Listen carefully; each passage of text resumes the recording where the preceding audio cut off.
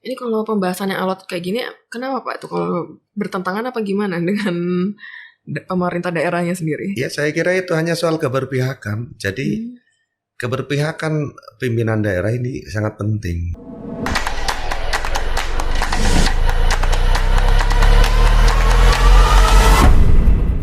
Assalamualaikum warahmatullahi wabarakatuh. Bertemu lagi dengan saya Nindya di acara podcast Wakil Rakyat DPRD Kota Cilegon. Sobat Banten News, hari ini saya ditemani oleh salah satu wakil rakyat. Beliau adalah dari Ketua Komisi 2 DPRD Kota Cilegon, Bapak Fatur Romi. Halo, selamat sore Pak. Ya, selamat sore. Gimana kabarnya Pak? Alhamdulillah baik. Baik ya, sibuk banget Pak kayaknya hari ini.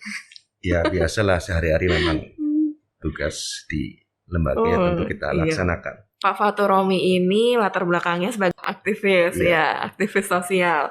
Terus sekarang masuk di lembaga legislatif ya Pak ya? Iya. Nah, itu kan pastinya ada sedikit perbedaan ya Pak ya antara di lembaga legislatif dengan sebagai aktivis sosial ya? Ya, sedikit saja lah perbedaan.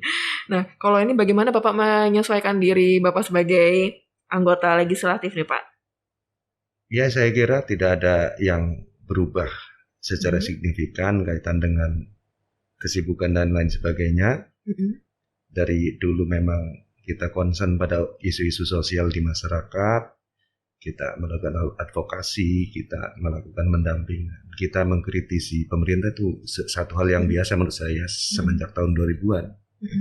Jadi ketika hari ini saya kebetulan ada di lembaga DPRD, ya saya tidak merasa ada yang berubah, biasa saja. Iya. Sebagai aktivis sosial dari kapan Pak? Ya sekitar tahun 2000. Sekitar tahun 2000 ya. Oh, Pak Fatur Romi mungkin kita bisa lepas masker dulu nih. Boleh? Ya. Bapak kan sekarang lagi ada di sebagai Ketua Komisi 2 ya Pak ya. Komisi 2 ini mitranya salah satunya tentang ketenaga kerjaan Pak. Betul? Ya. Mengenai tingkat pengangguran di Cilegon nih Pak. Iya. Kemarin saya sempat ngobrol juga sama Bu Uyun ya. Iya. Itu katanya Cilegon ini termasuk tingkat penganggurannya itu tertinggi kedua setelah Kabupaten Tangerang. Ini gimana nih Pak? Ya, memang Kota Cilegon menurut data terakhir yang kita ketahui, yang kita dapat, Kota Cilegon menjadi penyumbang terbesar kedua di Provinsi Banten, yaitu sebesar 12,69%. Ya tentu ini hubungannya dengan kewenangan kami di Komisi 2 DPRD Kota Cilegon. Kita belakangan, artinya di 2 tahun terakhir ini kita konsen bagaimana meminimalisir adanya potensi PHK di beberapa perusahaan. Dan termasuk kita pun sedang mengupayakan agar ke depan ada semacam proteksi lah kaitan dengan soal pencegahan, termasuk soal bagaimana Kota Cilegon memperkuat bidang ketenagakerjaan agar industri mampu memberi kesempatan penyerapan tenaga kerjanya dari masyarakat sekitar Kota Cilegon. Nah, termasuk kami sudah menginisiasi adanya raperda tentang penyelenggaraan ketenaga kerjaan yang hari ini sedang kita bahas. Itu pun tujuannya adalah bagaimana supaya mengurangi angka pengangguran di Kota Cilegon, meskipun tidak secara signifikan tapi secara bertahap di tahun-tahun mendatang. Iya, tingkat pengangguran terbuka ini kan salah satu penyumbang terbesarnya juga dari lulusan SMA ya Pak ya, sekolah menengah atas maupun kejuruan ya Pak ya. Nah ini bagaimana link and match-nya dari dunia pendidikan terhadap kebutuhan tenaga kerja di Cilegon, Pak? Ya itu memang kita anggap dilema karena persoalannya adalah soal kewenangan pemerintah daerah di tingkat 2. Bahwa sekolah menengah tingkat atas itu menjadi kewenangan Provinsi Banten, bukan kewenangan kami. Tetapi kami sudah sering mengusulkan agar sekolah menengah kejuruan ini perlu ditingkatkan, baik kualitas, sarana penunjang, termasuk supaya betul-betul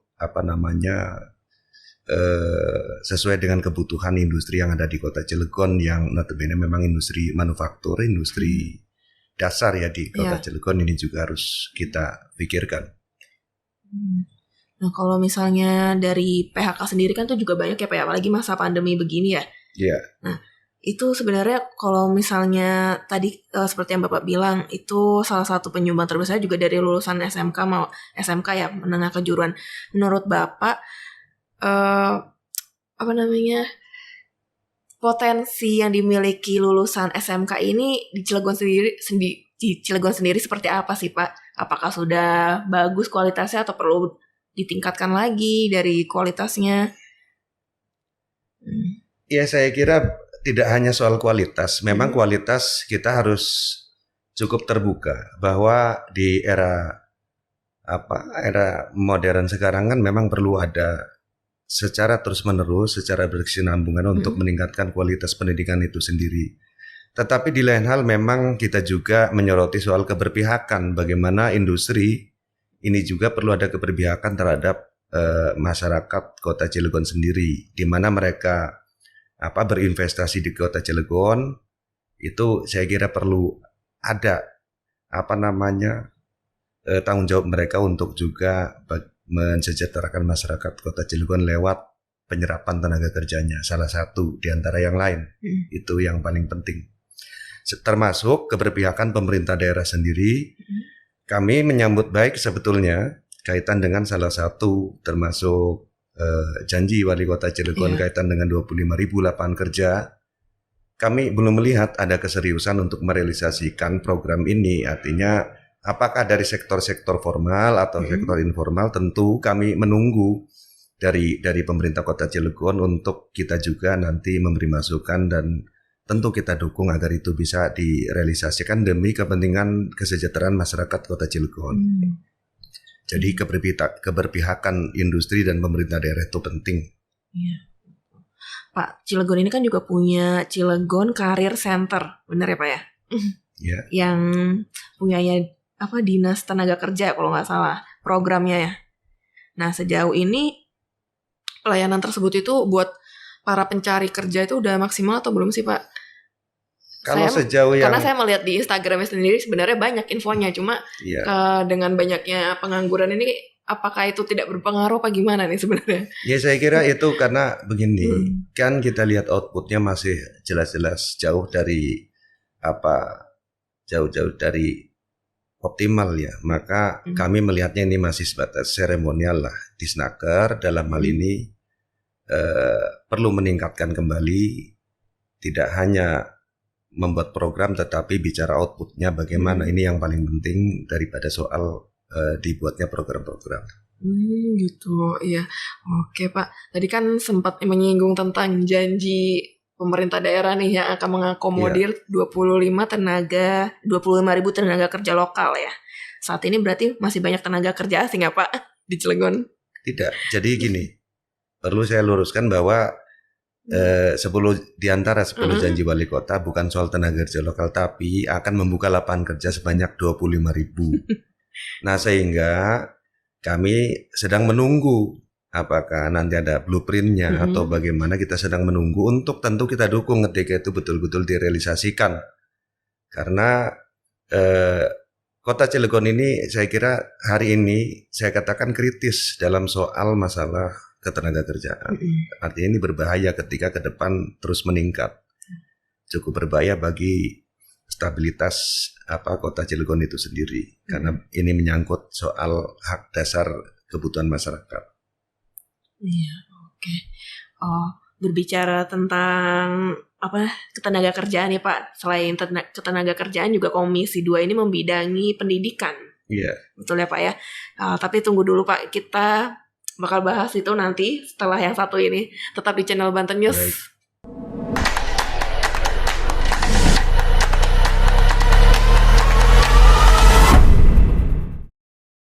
Oke Sobat Banten News, masih dengan saya Nindya, dengan Pak Fatur Romi juga selaku Ketua Komisi 2 DPRD Kota Cilegon. Tadi kita sudah membahas tentang isu ketenaga kerjaan yang sebenarnya ini emang polemik banget sih di Kota Cilegon ya Pak ya. Iya. Karena kan banyaknya industri tapi juga banyak pengangguran ya di mana-mana ya gitu. Apalagi pandemi begini juga berpengaruh kan ya Pak? Cukup berpengaruh. Iya. Pak, tadi kita sempat menyinggung nih, Komisi 2 ini kan juga membidangi bidang pendidikan. Ya kan Pak? Nah, untuk pendidikan ini yang menjadi program pemerintah Kota Cilegon juga nih, bagaimana Bapak melihatnya? Apakah pendidikan di Kota Cilegon ini udah berjalan maksimal? Atau gimana nih Pak? Ya saya kira kalau soal bicara bidang pendidikan sesuai dengan amanah Undang-Undang Sistem Pendidikan Nasional, di mana salah satu amanahnya adalah APBD mengakomodir 20% dari total anggaran belanja daerah. Itu sudah optimal saya kira. Tetapi dalam konteks secara teknis penyelenggaraannya ini yang masih banyak perlu ada peningkatan, terutama sekali soal kualitas pendidikan itu sendiri. Nah hari ini memang kita menyadari ada penyelenggaraan pendidikan ini banyak dibiayai oleh pemerintah, namun sesuai atau sebagaimana yang kita ketahui bersama banyak sekali juga keluhan-keluhan masyarakat kaitan dengan timbulnya biaya-biaya lain di sektor pendidikan ini juga. Terus kita soroti agar ke depan pendidikan jangan sampai membebani dan membuat berat masyarakat, terutama masyarakat menengah ke bawah. Kabarnya nih Pemda Cilegon ada program beasiswa sampai S1 nih Pak. Iya. Betul. Itu bagaimana realisasinya sekarang Pak? Ya sebagian kemarin pada saat Dinas Pendidikan rapat dengan kami, rapat RKA itu memang menyampaikan bahwa di perubahan ini akan direalisasikan salah satu program beasiswa full sarjana. Namun ada yang beberapa kita koreksi, yaitu soal penentuan kampus atau penentuan perguruan tingginya. Jadi hanya dibatasi hanya 4. Saya kira ini perlu diperluas lagi, perlu ada perguruan tinggi yang lain juga yang dilibatkan, kan itu berpotensi ada warga kita juga yang berkuliah di kampus di luar 4 kampus tersebut. Nah kedua, soal sistem pendataannya juga kita ingin dilakukan secara terbuka. Jangan-jangan ini direalisasikan hanya untuk kelompok atau golongan tertentu. Itu juga sedang kita soroti agar betul-betul ini memenuhi asas keterbukaan. Keduanya kita minta libatkan seluruh pemerintah kelurahan setempat agar betul-betul real untuk kepentingan masyarakat Kota Cilegon. Kalau yang dimau oleh Dewan itu seperti apa sih Pak? Pembuktiannya secara real nih untuk pendataannya. Iya, tentu yang kita ingin butuhkan adalah kita ingin datanya by name by address. Artinya harus jelas ini apakah betul warga atau masyarakat Kota Cilegon. Keduanya apakah ini hanya untuk terhubung dan kepentingan kelompok atau golongan tertentu, ini juga kan belum kita lihat. Kita sedang minta datanya kepada Dinas Pendidikan agar betul-betul dibuka. Nah termasuk kita juga belum melihat apakah kelurahan, pemerintah kelurahan dilibatkan atau belum. Iya. Tapi kalau untuk angka putus sekolah di Cilegon meningkat atau enggak nih Pak? Ini kan pandemi nih ya. Kalau di daerah lain tuh sempat ada kabar pandemi banyak anak-anak yang malah jadi nikah dini gitu. Nah kalau di Cilegon sendiri? Di Kota Cilegon ya harus saya katakan sejujurnya tidak meningkatlah soal angka putus sekolah sesuai yang kami ketahui dari Dinas Pendidikan.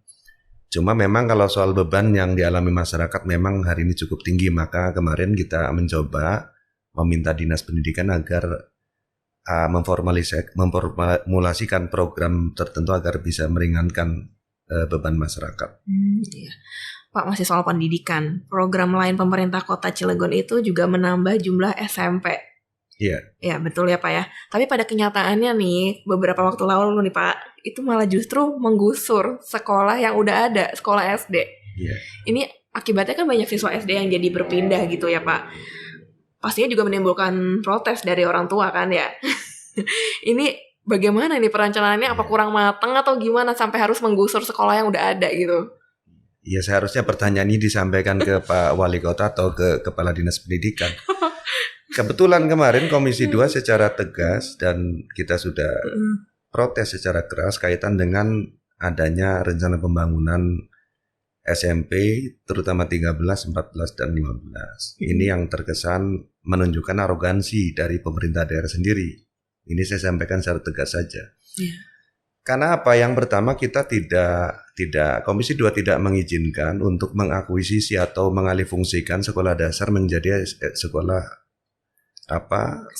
SMP atau sekolah menengah tingkat pertama. Kita justru mendukung SMP silakan dibangun tetapi dengan anggaran dan lokasi yang tersendiri. Itu sudah kita dukung, bukan kita menolak dibangunnya SMP. Kita hanya menolak dirubahnya status sekolah dasar menjadi sekolah menengah tingkat pertama. Nah, kedua, kita juga secara tegas menyampaikan Dinas Pendidikan harus jeli. Bagaimana penyelenggaraan pendidikan ini juga harus memenuhi asas keadilan dan kesetaraan.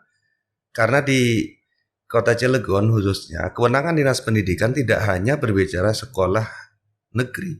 Sekolah swasta, sekolah yang berbasis keagamaan juga harus mendapat perlindungan dan pelayanan yang sama dari Dinas Pendidikan. Jangan sampai, contoh satu hal, sekolah menengah tingkat pertama yang 15 yang konon katanya akan dibangun di Kelurahan Gerem, ini berpotensi mengganggu tatanan sosial yang sudah terbangun, mengganggu kondisi pendidikan yang berbasis agama. Sebut saja di sana ada 2 sekolah MTS ya yang juga berpotensi terancam eksistensinya ketika SMP 15 ini betul-betul dibangun. Ini juga kita minta kehati-hatian Dinas Pendidikan untuk membangun terutama 3 SMP tersebut. Pak, ini emangnya sampai mau nambah SMP, emang SMP di Cilegon tuh kurang atau gimana sebenarnya? Ya, versinya memang berbeda-beda. Kalau versi Dinas Pendidikan memang mereka merasa ada kekurangan terkait dengan rasio tingginya kelulusan tingkat sekolah dasar. Tetapi kalau saya meyakini tidak ada kekurangan karena buktinya banyak sekolah-sekolah yang justru tutup. Sekolah menengah tingkat pertama yang swasta. Ini banyak yang tutup atau mereka kekurangan murid. Ini membuktikan bahwa Cilegon tidak kekurangan sekolah. Cuma memang Dinas Pendidikan saya kira perlu ada keberpihakan ke sekolah-sekolah selain sekolah negeri. Jadi sekolah swasta juga perlu dihidupkan, termasuk khususnya yang paling kita jaga adalah sekolah yang berbasis keagamaan, karena bagaimanapun Cilegon ini identik dengan kota santri. Jangan sampai kota santri tidak memiliki MTS, kota santri tidak memiliki sekolah-sekolah yang berbasis keagamaan. Ini penting sekali. Iya. Pak, masih terkait dunia pendidikan lagi nih. Sekarang kita beralih ke tenaga honorer. Ya kan? Tenaga honorer di Cilegon ini ternyata banyak banget ya Pak. Sampai kalau nggak salah tuh saya baca ada 800 tenaga honorer. Lebih atau lebih Pak? Iya, lebih. Oh, lebih. Nah, itu tingkat kesejahteraan ini kan sempat dibahas ya Pak ya di forum di forum rapat dewan juga kan. Ini kalau Bapak melihat ini seperti apa sih Pak? Apa yang harus dibenahi dari kesejahteraan buat tenaga honorer nih? Iya, itu hal yang memang selama ini saya katakan secara jujur, termasuk kepada teman-teman guru honorer yang beberapa kali bertemu dengan kami di Komisi 2, kita fasilitasi. Itu saya katakan jujur, jangan sampai Bapak Ibu tenaga guru honorer ini hanya jadi komoditas politik yang setiap 5 tahunan dipermainkan. Artinya berbicara soal kesejahteraan ini harus betul-betul merata. Jangan sampai pemerintah kemarin baru mengklaim bahwa honor di RT RW kita dukung ada kenaikan, tetapi di lain hal soal pendidikan ini juga penting dan harus juga menjadi prioritas. Salah satunya soal kesejahteraan gurunya sendiri. Nah, kemarin Komisi 2 termasuk dengan teman-teman yang ada di Badan Anggaran, artinya DPRD sudah memperjuangkan itu sehingga ada kenaikan, tetapi memang proses saya katakan negosiasinya kan alot dengan pemerintah daerah. Di dalam pembahasan APBD reguler 2022 ini juga akan kita suarakan untuk kembali ditingkatkan. Kemarin peningkatannya kita anggap belum cukup memadai terkait dengan kebutuhan guru honorer itu sendiri. Ini kalau pembahasannya alot kayak gini, kenapa Pak? Itu kalau bertentangan apa gimana dengan pemerintah daerahnya sendiri? Ya, saya kira itu hanya soal keberpihakan. Jadi keberpihakan pimpinan daerah ini sangat penting. Jadi harus ada keberpihakan dari Wali Kota Cilegon untuk bagaimana menuntaskan persoalan pendidikan. Salah satunya adalah kesejahteraan guru. Guru honorer. Percuma ketika kita berbicara gedung-gedung atau bangunan kita cukup baik, hari ini kita lihat rata-rata sudah cukup bagus lah. Tetapi di lain hal sumber daya manusianya ini diabaikan, ini juga jangan sampai. Maka kita akan terus menyuarakan ini, akan terus kita dorong agar guru honorer ini betul-betul dimanusiakan, betul-betul mendapat perhatian dari pemerintah daerah sehingga mereka dapat nyaman, mendapat kenyamanan dan mendapat pelayanan dari pemerintah. Iya, baik. Oke Pak Fatur Romi, nanti kita sambung lagi nih obrolan yang makin seru ya Pak ya. Iya. Di sesi selanjutnya. Oke Sobat Banten News, tetap di channel Banten News.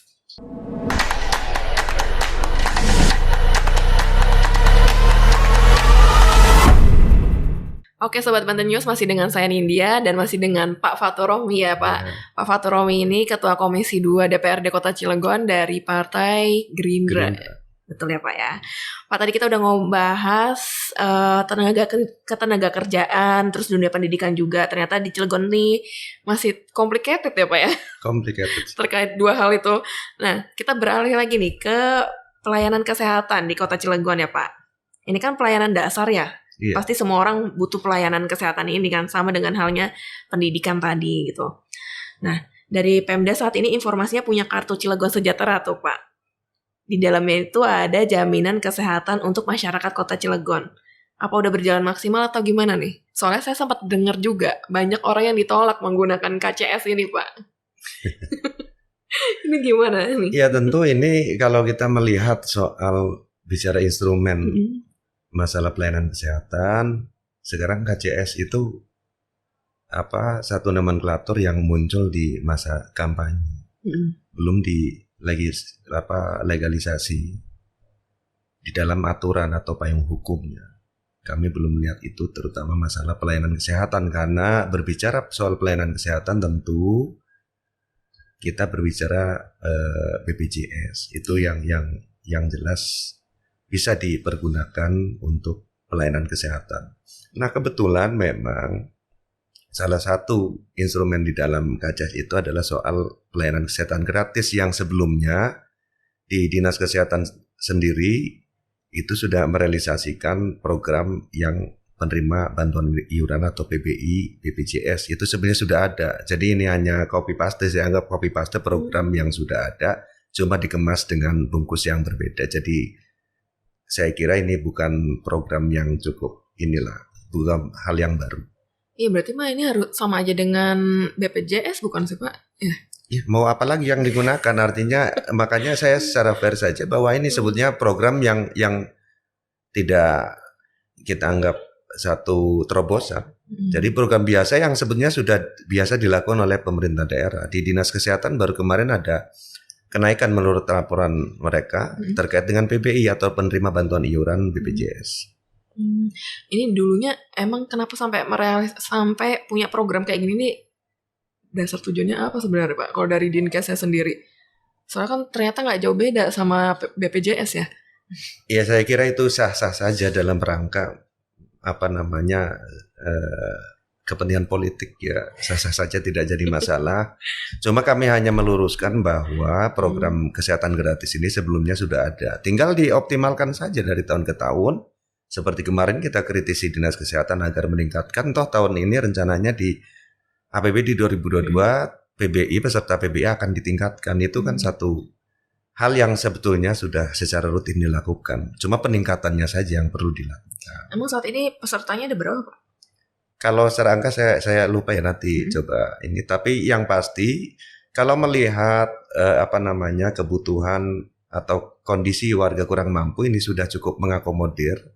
Tetapi di situasi pandemi ini memang ada kondisi yang cukup memprihatinkan, sehingga mudah-mudahan di pembahasan APBD 2022 nanti peningkatannya mudah-mudahan bisa signifikan.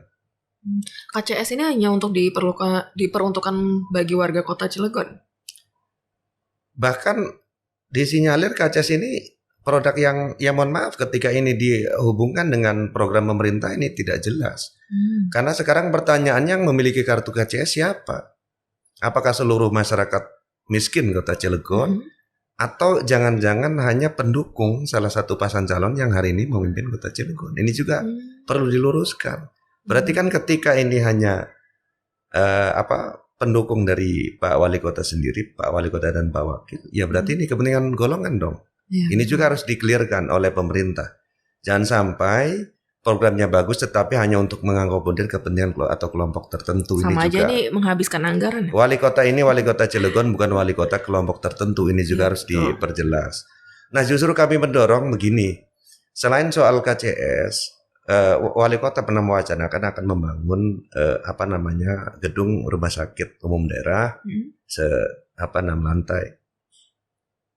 Kita minta justru yang paling penting adalah bagaimana distribusi pelayanan kesehatan ini bisa sampai ke wilayah-wilayah kecamatan.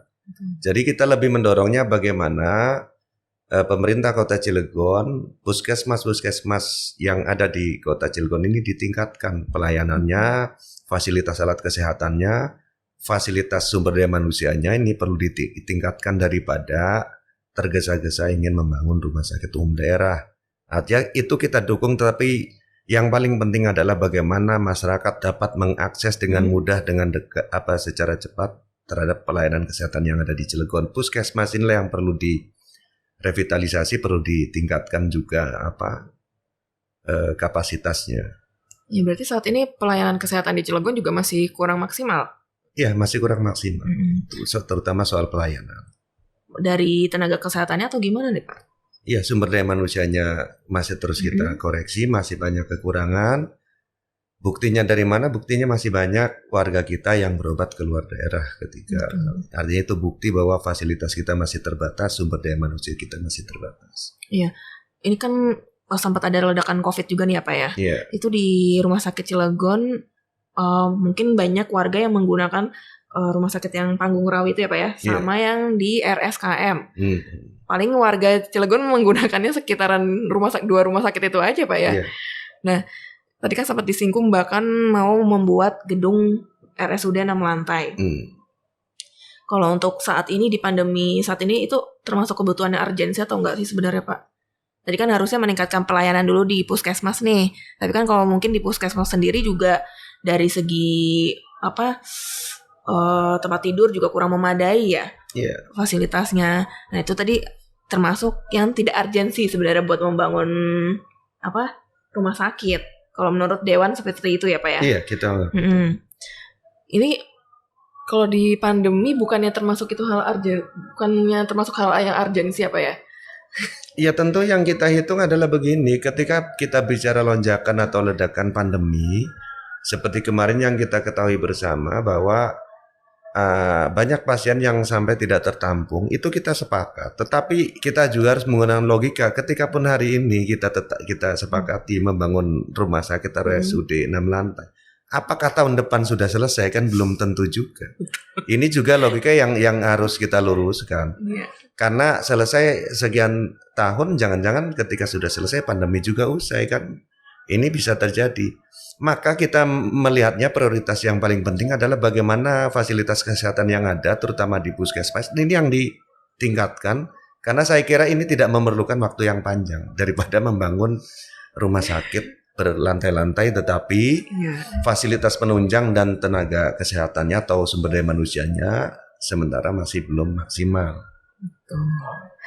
Oke, Pak. Ada harapannya nggak nih dari Bapak untuk Kota Cilegon biar jadi lebih baik nih gimana? Oh ya, tentu harapan kita adalah bagaimanapun DPD Kota Cilegon bersama-sama dengan pemerintah daerah sesuai amanat Undang-Undang 23 tahun 2014 tentang penyelenggaraan pemerintah daerah, kita berharap Kota Cilegon ke depan mampu pertama menuntaskan hal-hal yang menjadi persoalan dasar masyarakat.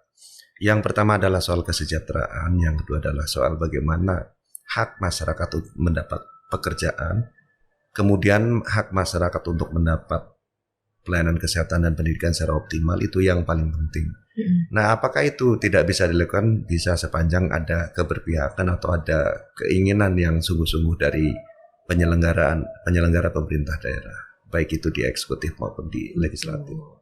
Masyarakatnya juga harus mendukung ya Pak ya, mendukung ke arah yang lebih baik. Ya tentu masyarakat pasti mendukung.